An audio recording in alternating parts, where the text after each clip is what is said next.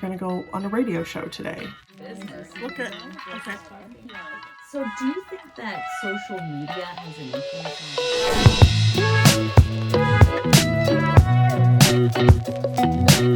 on Good morning. I'm gonna take you guys with me. We're gonna go on a radio show today for NPR, which is Minnesota Public Radio.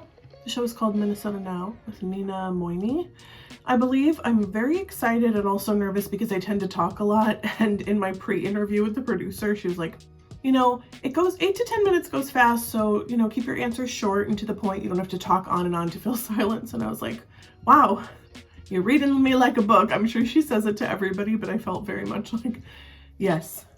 Please note, Stephanie, we're not going to talk on and on to fill the silence. They will ask another question. That's something I need to get better at because I am a talker when I'm nervous, and I'll just laugh and talk and almost talk over people. And I'm trying to work on that because I was just on local TV last week and it went well. I'm pretty good in the moment, but it's just like less than 5 minutes and I still kind of fumble over my words sometimes. So I'm excited to be in a radio station where I don't have to be on camera and I can just kind of be more relaxed with my body. I have my papers. Here are my notes.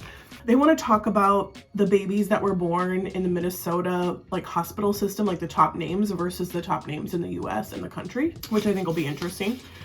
So I printed off that so I have it for quick reference. And then I also have just some facts about popularity of how many babies were named in 2023 versus 50 years ago, 100 years ago, because I think that's interesting data as well, because people are always very worried about the popularity of a baby name. I also find when I do uncommon name orders, so I have a question on my list where it's like, you can say yes or no to me sharing your video with my followers. Originally, when I used to do videos for people, specifically, they loved it because it was comment sections full of more suggestions and they got information and people loved having that. It's gone away from that though. I feel like more often, there's about 50-50. I do get people who say yes. Some people just say, just don't share my other kids' names or my inspiration names. I never share last names, by the way. I would never share anyone's surname online. But what happens is now that people want kind of uncommon, interesting names, they don't want other people to hear them. And I find that so interesting because I have 3 kids who their names are outside of the top 1,000. Ewan is my oldest, EUAN. Fitz is my middle, FITZ, and Oriana is my baby girl. She is ORIANNA. And their names are still not ranking. And I've been sharing them for years. Intentionally, after a lot of thought and consideration, I decided, you know what? I can share their names. As a baby name consultant, it feels weird to keep that a secret.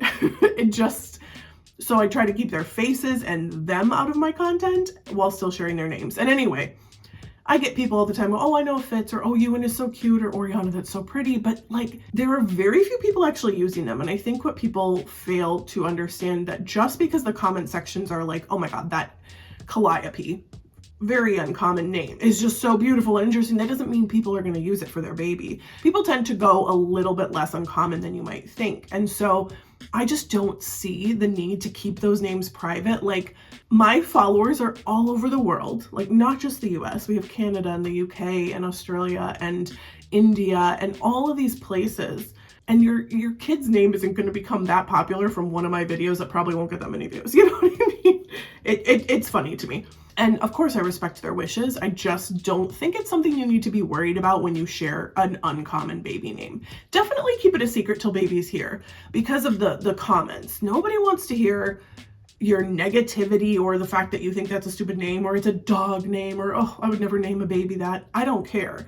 Definitely keep it a secret for those reasons, but not to share it after is just silly to me. You're not going to make your really uncommon name that popular. And I think also the other thing that happens is that people think their baby names are, kind of unique and uncommon, but they haven't checked the list and they're like, oh, Archer, it's just so cool. And it's ranking, or I'm trying to think of people might think Willow, and Willow is so popular right now.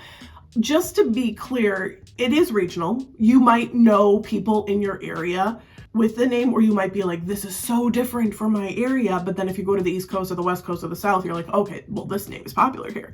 So yes, regional has something to do with it. But, and I'm talking US specifically because that's where I live. I'm in the Midwest. I'm in Minnesota. Hence being on Minnesota Public Radio. But anyway, I find that also very, very interesting that people think they're picking something a little more uncommon. And I would say that even if you pick something in the 200s or the 300s, you're not going to meet a ton of them out there, but it's just definitely going to be more popular. And so the other thing that happens is that once you choose a name and your kid's out in the world, you suddenly see that name everywhere. It's just like when you buy a car. And then, oh my gosh, everyone has that type of car. It was always there before. Those names probably were there and you just didn't notice them because you didn't have a kid with that name. Does that make sense?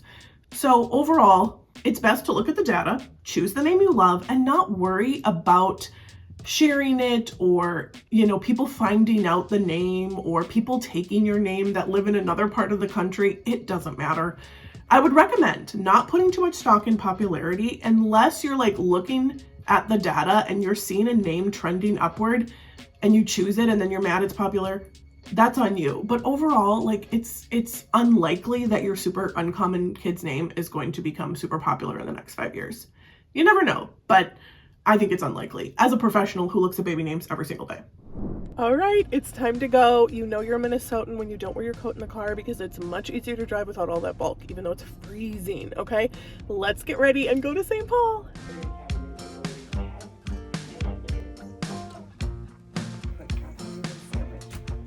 That looks good. Yeah.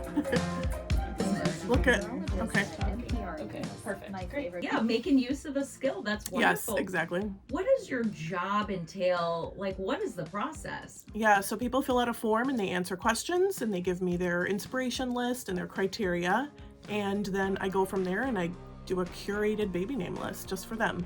Okay, and people could be deciding between multiple names, Yes. customized names. What are some of their top priorities that they come to you with? Easy to say and spell. Mhm. That's a big one, but they still don't want something like in the top 100. I get a lot of people who want to stay out of the top 100 of the 1,000 list for the US. And then I get people who sometimes want something interesting. And I had one client that said, I want a name that makes people pause. So I was like, so that's cool. Everybody wants something different. So do you think that social media has an influence on what names people are picking? Absolutely. Yeah, you follow your favorite creators, people are announcing their pregnancies, baby name reveals are huge. Your favorite influencer saying, these are the names I loved but didn't use. It's like people keep hearing more and more about baby names, and I think it's putting a little more pressure on parents than it used to.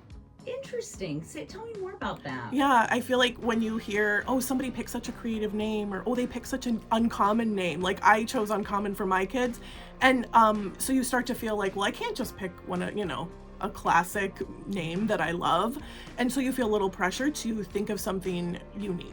Or when someone kind of close to you took the name you wanted. Yes. Then Yep. you gotta rethink. Yeah. So, what is your favorite part about doing this job and helping people through such an important decision that impacts the rest of their lives and I know, obviously yeah. the child's life? Yeah, exactly.